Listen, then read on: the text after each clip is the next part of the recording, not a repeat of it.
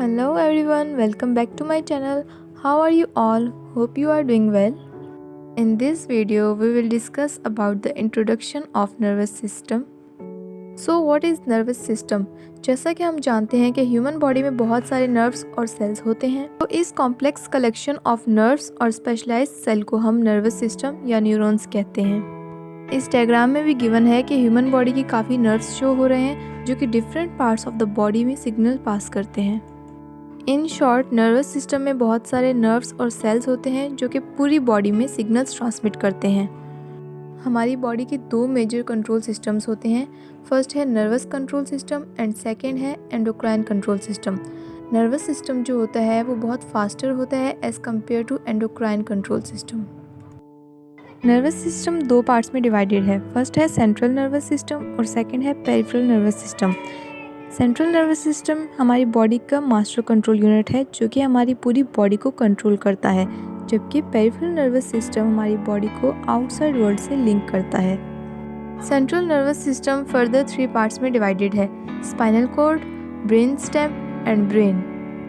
Brain और peripheral nervous system के बीच में एक नर्व्स का कॉलम होता है जिसे हम स्पाइनल कॉर्ड कहते हैं। ब्रेन स्टेम हमारे ब्रेन को स्पाइनल कॉर्ड से कनेक्ट करती है। ब्रेन 3 पार्ट्स में डिवाइडेड है: हिंड ब्रेन, जिसे हम लोअर पार्ट भी कहते हैं, the mid brain and the fore brain. इसी तरह पेरिफेरल नर्वस सिस्टम भी 2 पार्ट्स में डिवाइडेड है: the autonomic nervous system and the somatic nervous system. Autonomic nervous system के अंदर वो प्रोसेसेस इन्वॉल्व होते हैं जो कि ऑटोमेटिक होते हैं या इनवॉलंटरी होते हैं। ऑटोनॉमिक नर्वस सिस्टम वो प्रोसेसेस रेगुलेट करता है जो कि ऑटोमेटिकली होते हैं, जिसमें हमारी कोई कॉन्शियसनेस नहीं होती। For example, heart beat, respiration, digestion and pupil contraction. Somatic nervous system हमारे सेंसरी इंफॉर्मेशन, यानी जो हमें हमारे 5 सेंसेस से मिलती है, उसको सीएनएस तक लेकर जाता है।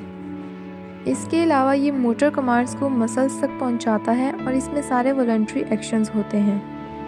Autonomic nervous system further sympathetic nervous system और पैरासिम्पैथेटिक नर्वस सिस्टम में डिवाइड है। सिंपैथेटिक नर्वस सिस्टम बॉडी को एक्शन और स्ट्रेस के लिए प्रिपेयर करता है, जिसे हम फाइट और फ्लाइट रिस्पॉन्स भी कहते हैं। पैरासिम्पैथेटिक नर्वस सिस्टम बॉडी को काम करता है और एनर्जी कंजर्व करने में हेल्प करता है। As shown in the figure, parasympathetic में इंडिविजुअल रेस्ट और डाइजेस्ट रिस्पॉन्स शो कर रहा है, जबकि सिंपैथेटिक में इंडिविजुअल फ्लाइट और फाइट रिस्पॉन्स शो कर रहा है। In the figure given they are showing central nervous system and peripheral nervous system. जैसे कि हमने पहले भी बात की कि सेंट्रल नर्वस सिस्टम में ब्रेन, ब्रेन स्टेम और स्पाइनल कॉर्ड होता है। इसके अलावा पेरिफेरल नर्वस सिस्टम में नर्व्स शो हो रही हैं जो कि बॉडी में सिग्नल ट्रांसफ़र करती हैं। सेंट्रल नर्वस सिस्टम हमारी सेंसरी इंफॉर्मेशन को इंटीग्रेट या को-रिलेट करता है, इसलिए हम सेंट्रल नर्वस सिस्टम को seat of thought, emotions and memory भी कहते हैं। इसके अलावा सेंट्रल नर्वस सिस्टम मसल्स की कॉन्ट्रैक्शन में और ग्लैंड्स की सेक्रेशन में भी हेल्प करता है। पेरिफेरल नर्वस सिस्टम के अंदर वो सब नर्वस टिश्यूज़ इन्वॉल्व होते हैं जो कि सीएनएस के बाहर होते हैं, जैसे कि क्रैनियल एंड स्पाइनल नर्व्स और इनकी branches like ganglia and sensory receptors. Central nervous system is composed of brain and spinal cord and it contains relay neurons, whereas peripheral nervous system is composed of cranial nerves, spinal nerves, peripheral nerves and it contains sensory neurons and motor neurons. Somatic nervous system के अंदर हमारा conscious perception of environment involve होता है, यानी हम अपनी मर्जी से एक्ट करते हैं, अपनी मर्जी से वॉलंटरी बॉडी मूवमेंट्स करते हैं। सोमैटिक नर्वस सिस्टम के अंदर सेंसरी न्यूरॉन्स मौजूद होते हैं जो अपनी सेंसेस और स्पेशल सेंसरी रिसेप्टर्स के थ्रू इंफॉर्मेशन रिसीव करते हैं और उसे सीएनएस यानी सेंट्रल नर्वस सिस्टम तक पहुंचाते हैं, और मोटर न्यूरॉन्स इंफॉर्मेशन को सीएनएस से स्केलेटल मसल्स की तरफ लेकर जाते हैं। ऑटोनॉमिक नर्वस सिस्टम हमारे विस्करल फंक्शंस को कंट्रोल करते हैं। विस्करल फंक्शंस हमारे इंटरनल फंक्शंस होते हैं जो कि बॉडी के अंदर होते हैं और इनवॉलंटरी कंट्रोल में होते हैं। ऑटोनॉमिक नर्वस सिस्टम हमारे सेंसरी इंफॉर्मेशन को विस्करल रिसेप्टर से लेकर जाते हैं और फिर उसको वापस कार्डियक और स्मूथ मसल्स में लेकर आते हैं, यानी इसके अंदर हमारे सारे इंटरनल प्रोसेसेस इन्वॉल्व होते हैं जो कि हम अपनी मर्जी से नहीं कर सकते। Functional levels of CNS.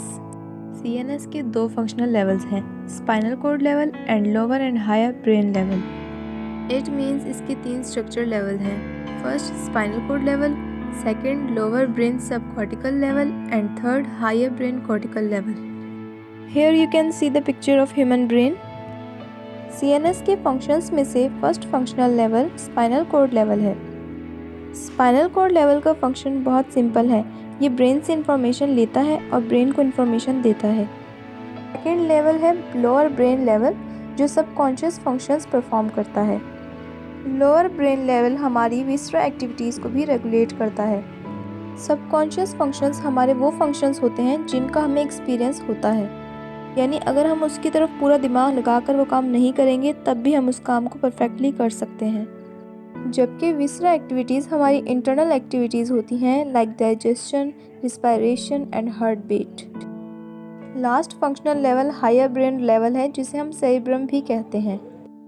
Higher brain level हमारे ब्रेन एंड स्पाइनल कॉर्ड के फंक्शंस को गवर्न करता है, हमारे वॉलंटरी मूवमेंट्स को कंट्रोल करता है, for example walking, eating, drawing. इसके अलावा ये मेमोरी, लर्निंग और इंटेलेक्चुअल फंक्शंस को परफॉर्म करने में भी हेल्प करता है। अब मूव करते हैं नर्वस सिस्टम के फंक्शंस पर। फर्स्ट फंक्शन है सेंसरी डिटेक्शन, यानी इनसाइड और आउटसाइड ऑफ द बॉडी जो भी चेंजेस होते हैं उन्हें रिसीव करता है। यानी हमारे 5 मेन सेंसेस जो भी चीज़ें डिटेक्ट करते हैं, नर्वस सिस्टम वो मैसेज ब्रेन को देता है। सेकंड है इंफॉर्मेशन प्रोसेसिंग, यानी नर्वस सिस्टम के पास जो भी इंफॉर्मेशन होती है ये उसको प्रोसेस करता है और अनइम्पॉर्टेंट चीज़ों को रिमूव करता है। लास्ट है एक्सप्रेशन ऑफ बिहेवियर, यानी जो भी इंफॉर्मेशन रिसीव हुई है नर्वस सिस्टम कमांड देता है और आगे वे बताता है कि क्या करना है।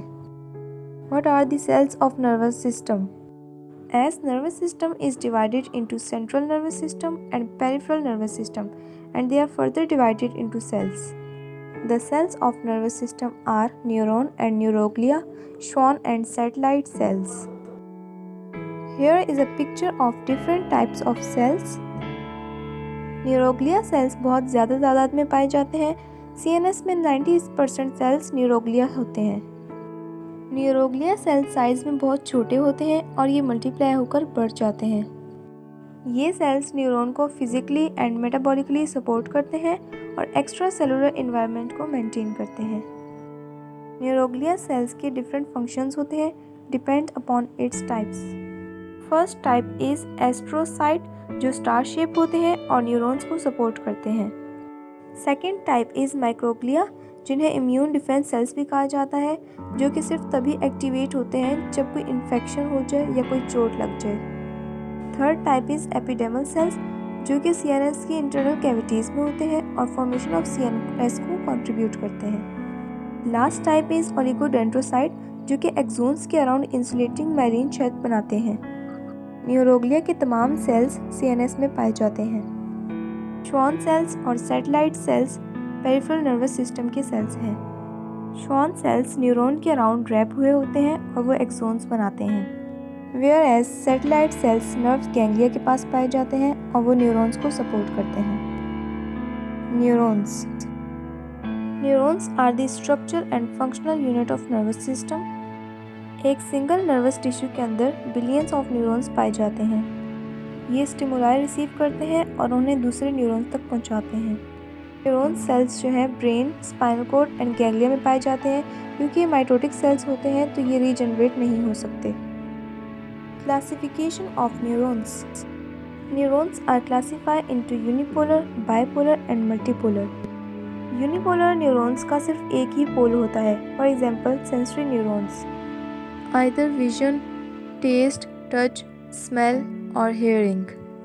बाइपोलर में 2 प्रोसेसेस इन्वॉल्व होते हैं, axon and dendrite, for example smell and vision.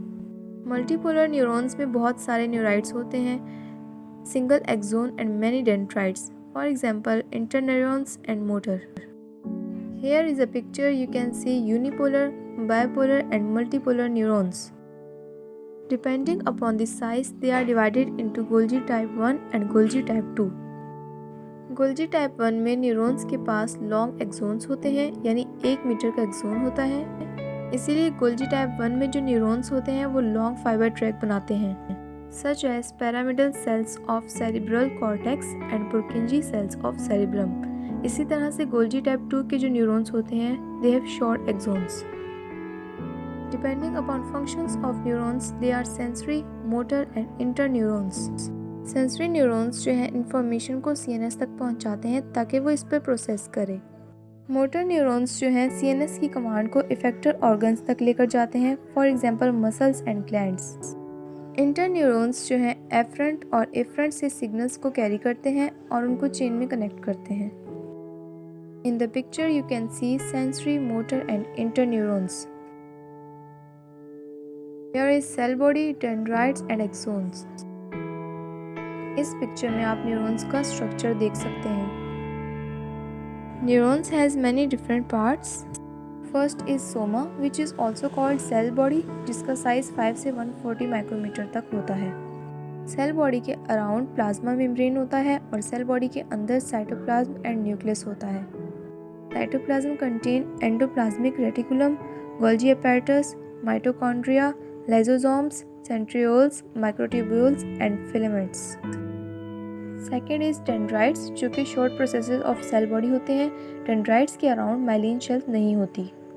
Exons thread-like structure होते हैं जो कि सेंसरी एक्सोन से सिग्नल रिसीव करते हैं, फिर उसको इम्पल्सेस में कन्वर्ट करते हैं और फिर उसको सेल बॉडी में ट्रांसमिट करते हैं। डेंड्राइट्स में भी साइटोप्लाज्म होता है, लेकिन Golgi apparatus and endoplasmic reticulum absent होता है। थर्ड इज एक्सोन, जो कि सिंगल प्रोसेस है और जिसके अराउंड माइलिन शेल्फ होती है। एक्सोन के टर्मिनल को सिनेप्टिक नॉब भी कहते हैं, जिसमें वोल्टेज गेटेड कैल्शियम चैनल्स होते हैं। Functions of neurons. न्यूरॉन्स के फंक्शन में sensing, thinking, remembering, recalling include है। इसके अलावा इंफॉर्मेशन कलेक्ट करके उसको करेक्ट डेस्टिनेशंस तक कम्युनिकेट करना, मोटर सेंसरी एक्टिविटी को कंट्रोल करना और ग्लैंडुलर सेक्रेशंस को रेगुलेट करना भी शामिल है। Clinical aspect. अगर न्यूरॉन्स में कोई इशू हो तो ब्रेन ट्यूमर हो सकता है, जो कि मोस्टली ग्लियोमास होता है और जिसकी वजह से न्यूरॉन की अंडरगो सेल डिवीजन भी नहीं हो सकती। That's it. Thank you for watching.